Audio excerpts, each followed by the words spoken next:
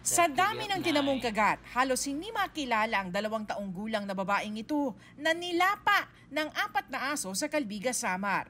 Kritikal siya ngayon sa ospital. Napigtas pa nga ang kaliwang tenga ng bata at natanggalan ng laman sa pigi dahil sa kagat ng aso. Sabado ng hapon nang sundan raw ng bata ang inang papasok sa trabaho. Pero naligaw ang bata sa isang babuyan. Buti nga ako. Dalawa rin na kadto magkakarga yan. Ginulian ako, ginulian, at ko ikukuruta. Tapos kung ko nalahi, pero ko nabuhaton, nang babuyan na klawas, aging kahadlok, namumuro. Nangako naman ng tulong ang may-ari ng mga aso at sasagutin ang gastos sa ospital. Tinuok na iyaada, tapos gindaopan ko ang ayaman. Mo na pag kay namimiling na sigurahan mama. Tapos siguro dumalagan kasi nakuha niya nahulog pa hiya ngadtohan may hagna.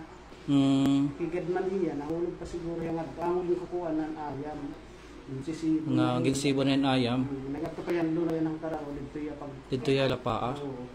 Pero paano nga ba dapat ang mga pangangalaga sa aso? Sa batas po natin, sa Anti-Rabies Act of 2007, dapat po i-make sure natin ang ating mga alagang hayop ay nasa loob ng kanilang mga bahay, nasa loob lamang ng kanilang mga bakuran, at kung sila ay lalabas, sila po ay dapat nakatali or nakalish.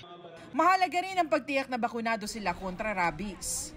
Nagpaalala rin ang mga animal welfare group kaugnay ng pagkakapon ng mga aso.